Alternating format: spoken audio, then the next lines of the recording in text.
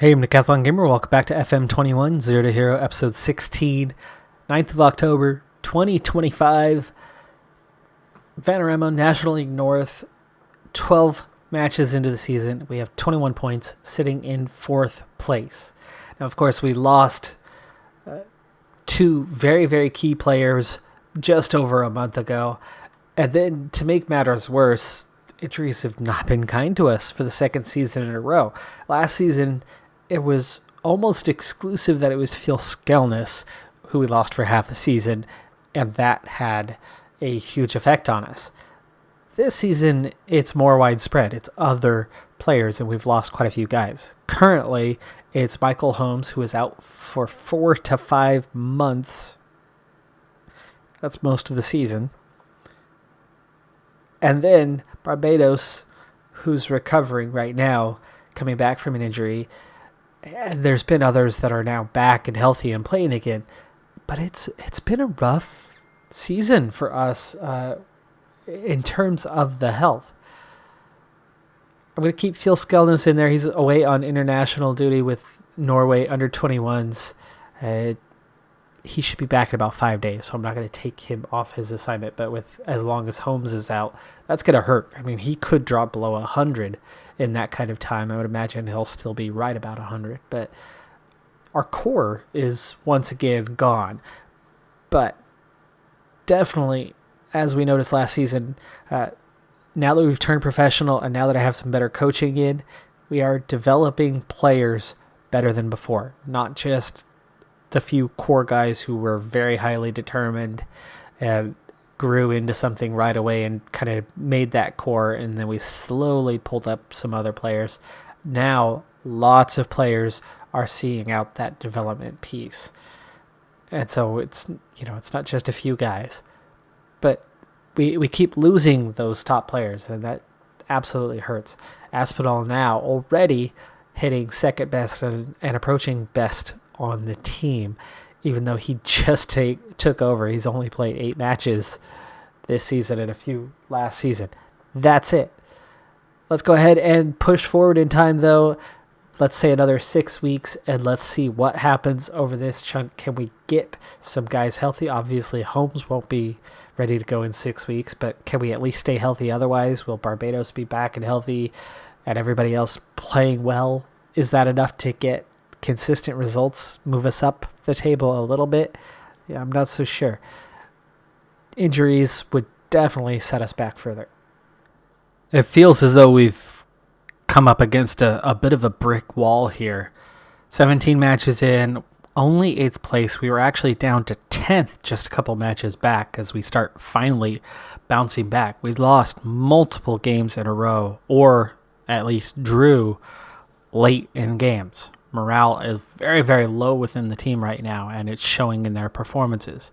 We can also see Phil Skelnis only 3rd in the league in goals, only 2nd in average rating, 2 areas that he's absolutely dominated, though do remember there was his first season. I think he was 2nd in the league or even 3rd in the league in goals, but all 3 of those guys had a ton of goals that season, so it wasn't exactly that he wasn't lighting it up. It's just couple others happen to light it up a bit more than he did.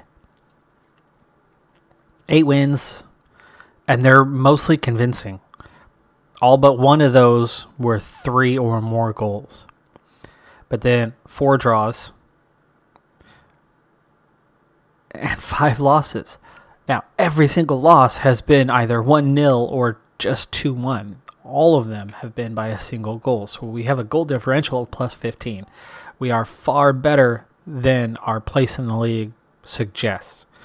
Hopefully we can get that morale part turned around. Now is not a good time for me to have a team meeting. It was the 6-week break. It was the first 4 weeks that they really struggled. And now you can see morale, it's not good, but it's turned around as we've won 2 in a row. So we'll have to kind of weather this storm and see what happens. We're down to 2 to 3 months on Holmes' injury, so I really hope to get him back.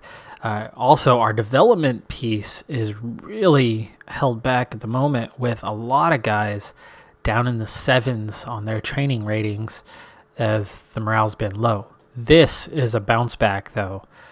Just a couple of weeks back, a lot of the guys were in 6s and 7s instead of 7s and 8s. With our horrible run now a thing of the past, we hit Christmas Day with a bit of a present. 7 straight victories. What is that, 10 if you go all competitions? 9? No, 9. 9 straight in all competitions. FA Trophy, second round. FA Trophy, third round. We've been knocked out of the FA Cup by FC United back in October during that run. In fact, our last win through that stretch was FA Cup. In fact, our only wins all the way back to the 9th of September. Our only wins were FA Cup. That hurts. That hurts a lot that we went through that long of a stretch. But now, 9 straight, 7 straight wins in the league. Let's see how things are looking in the squad. Holmes still hurt. 2 to 5 weeks now, so he'll be back pretty soon. Adam Elliott has now picked up an injury. He'll be out for 4 to 7 weeks. Marvin Grundy, one of our young players we recently brought up. Actually, I think he came from the U23s, so he's had a couple seasons to develop. He'll be out for a week. That's not good. That's definitely a fair bit of injuries, but it's nearly January, and of course that means it's going to be danger time. Barbados approaching a 100, Simpson approaching, Odell coming up. That's our now backup goalkeeper. He was third string.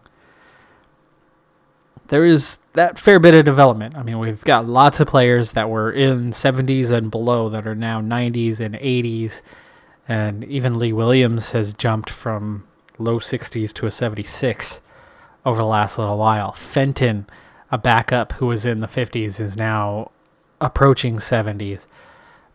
And the guys who were, our lower end of the team, the backups, the bench, they were all 30s and 40s and just into the 50s just about a season and a half ago.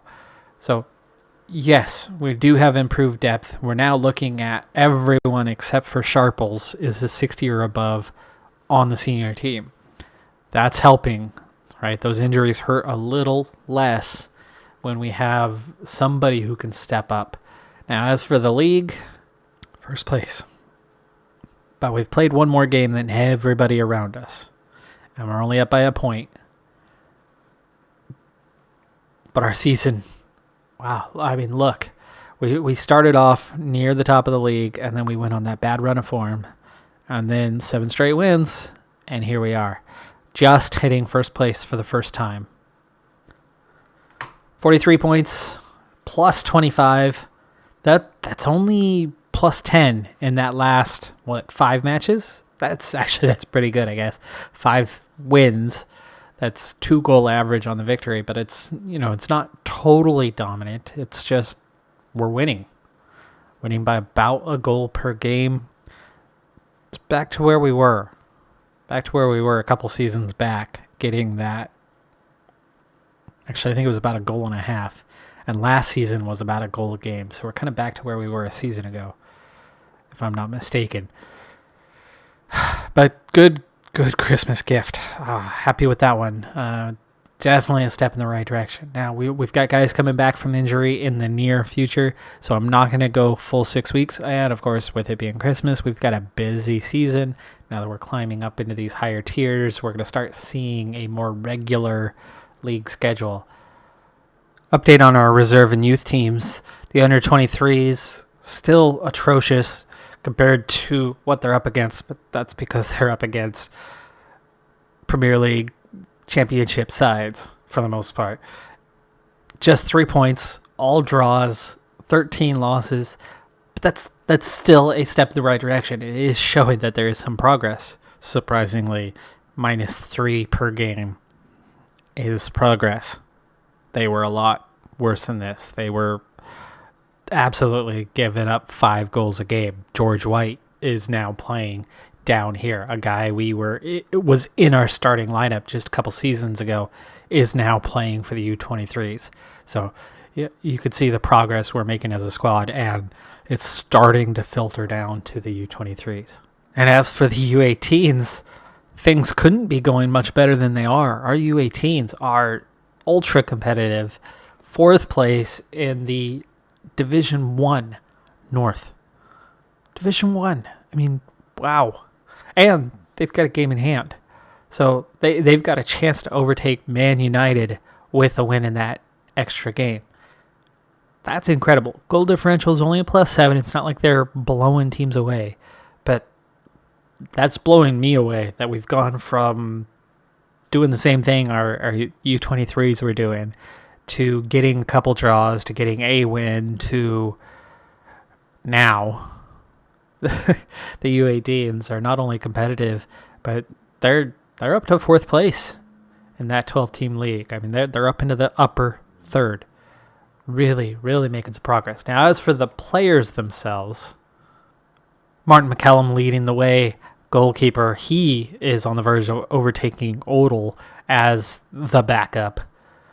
Liam Campbell, though, improving rapidly, a 64. He could find himself in the senior squad quite soon. Anderson, 11. We got a bunch of guys in the 50s. Problem here is the potential. You've got Campbell with an 88.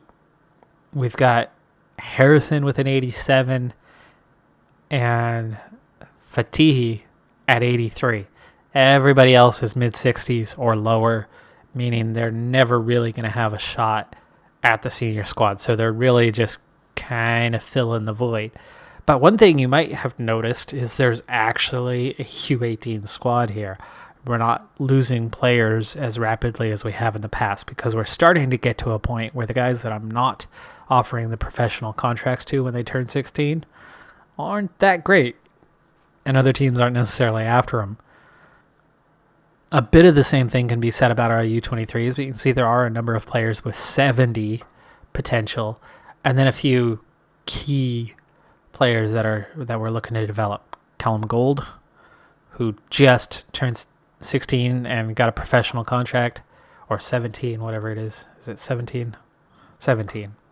Just turned 17, got a professional contract. He is developing rapidly. Callum Gold was, I think, in the 30s. Just when he was brought in nearly a year ago. Now a 54 out of the 124. He'll find himself in the senior squad quite soon at the rate that he is developing. But we'll give him a little bit longer at the U23s. Hearing a lot of good things from the staff about him. Harry Jewell, obviously the other one, Harry Jewell sat on that 39 of his potential 124 or 125 for 2 full seasons at 39. 0 development whatsoever because he had no determination. Through mentoring, we have picked that up bit by bit by bit. His determination is now a 7. It's still not good. It is not good. But it's a 7. And that is 4 or 5 points higher than where it was. He had no determination. Now he has some. So from that, we're starting to see just a small amount of progress that's just kind of inching him along. And he's making something of himself. And then, of course, Odell, who is our backup goalkeeper at the senior level, a 95 of a potential 127. And like I said, he's on the verge of getting relegated again. He was the original backup. Aspinall immediately overtook him. Or was Odell, let's see, is Odell a year younger? 19. Aspinall is what? 18. Okay, yeah, I was right. So it was Odell. The next year was Aspinall. Aspinall immediately overtook Odell on the pecking order. Aspinall was an immediate call up to senior level, playing U23s until he just took over the job this year. And you can see, as predicted, he has now become our best player already in just 21 appearances. And that's largely because of that high potential. He was slowing his progress because he wasn't getting the games he needed. But now that he's getting them, he's just taken off. And I think he'll be above Hoey, who I think when Hoey left us was, 117? He'll be there maybe by the end of this season. Quick update to our finances before we push forward into January. The first few seasons, our expenses were crazy low. We had everybody locked in on very, very small contracts as we were amateurs. When we turned professional with those low expenses, we made a lot of money. We definitely banked a lot of money. I mean, we got, in 2024, we were at $4 million. We're still there. We're at 4.5 now. But last season was essentially a wash as we had turned professional. We earned a little bit. This was completion of former deals where we got extra money from that. But we had slight negatives for a number of months, or very, very slight positives for a number of months. And it basically balanced out for the year. Now, the two big spikes we have are the money that came in on the deals of losing, 5 of our key players over the last handful of years. Despite that, we still have a little bit of money coming in this season. It's not much, but it's a little bit. A lot of that's coming down to FA Cup, FA Trophy, where we're getting higher gates. So our gate receipts are a little bit higher than what we're used to. And then also, as we've survived some of those rounds, while the pay's not been huge, we've been picking up an extra 10,000 here, 10,000 there. And you do that enough times. And again, this season, even though our attendance is higher, our expenses are higher, that's still balancing out. But right now, these trophies are kind of carrying us through the day. I think once we get into the later part of the season, though, and we're out of those competitions and not participating anymore, I would expect to see a slight negative again, where ultimately this season comes out 449,000 or so ahead. And that's that $500,000 here. Otherwise, you can see how we steady increases. There's the big jump where we got the first 3 players gone. And then still steady increase. And then we can see how it really, really slows down and then just goes totally level.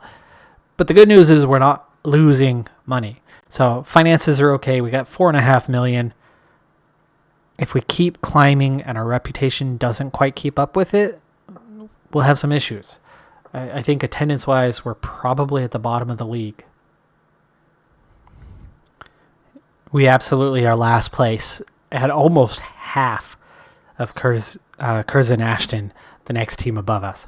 Half of what they get.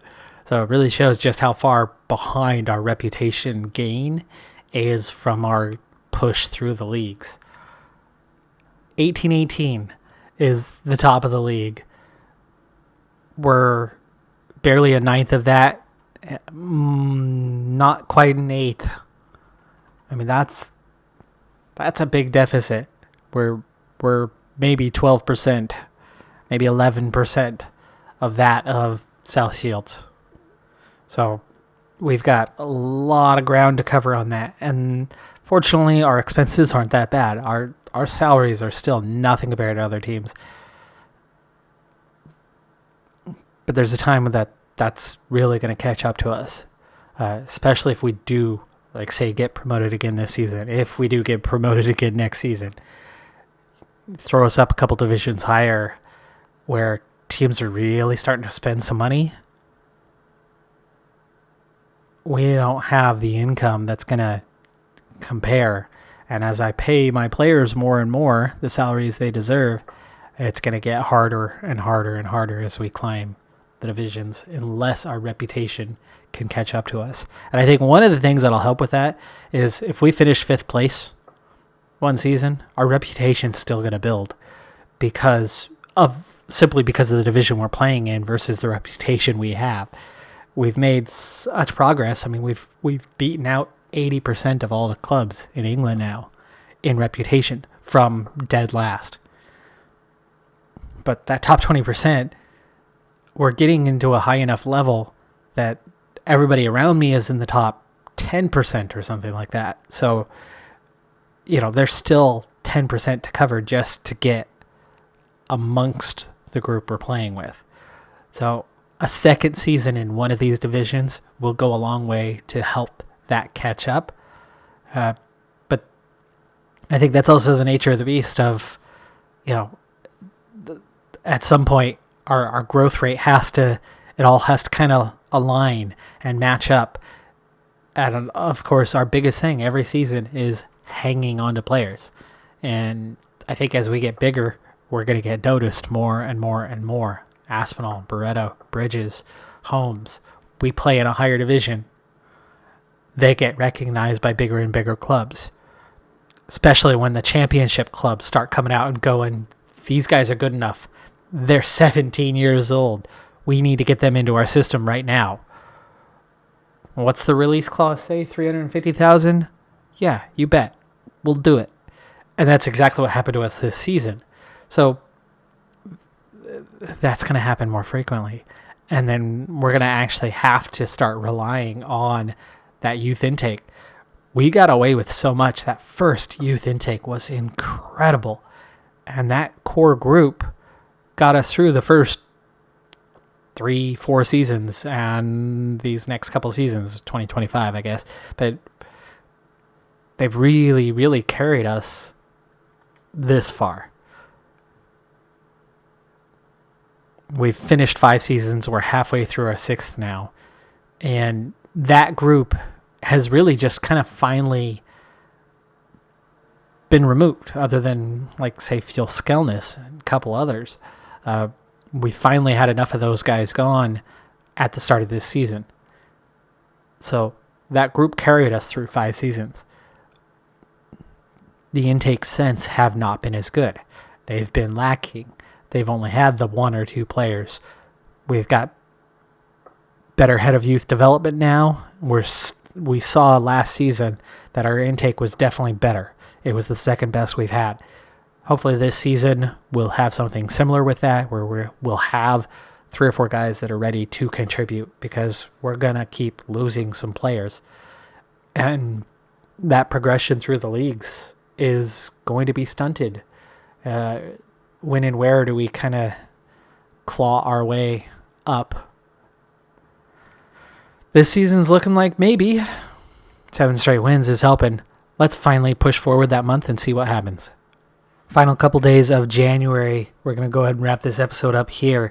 But we wrap it up late January. Holmes finally back from his injury, playing for the first time this season. We've got the league lead 17-6-5. So after that slow start, we've really picked it up. We've only had 1 or 2 draws over the last 20 games, almost 15 games. So we've done really, really well over this stretch. Lots and lots of wins, and it's been enough to come from 10th up into the league lead, and now a tiny cushion. It's only 1 game. We're 3 points up on Boston United. South Shields at 51 points is 6 points adrift. So starting to gain a little bit of ground. Also, the goal differential, we were pretty level with some of these other teams just a little bit ago. Now we're starting to pull clear. Chorley, we just beat them 1-0 in the last match at home. Tight contest, but we came out on top. You can see we're plus 11 on them now, plus 11 on Kettering. Those are the 3 that we worry about. South Shields, they certainly have the biggest attendance, so I don't know if that's just form or if they're also playing on a large budget. But it's quite clear what teams are at the top of the league right now. And at the moment anyway, we're beating them. Tomorrow, transfer deadline day. At the moment, Barreto is already starting to get quite a bit of interest. Nobody else currently. So if we're lucky, only Barreto's the one who's going to get those offers. And then, of course, hopefully it doesn't come in high enough that the board forces that deal through and takes the money. If we can keep the team intact, if we keep the team healthy, looks like we can win the league this season. That's going to do it for this one, though. I'm Decathlon Gamer. Thanks for tuning in. Be sure to hit that like button, and I'll see you next time. Have a good one. Be safe out there, and bye for now.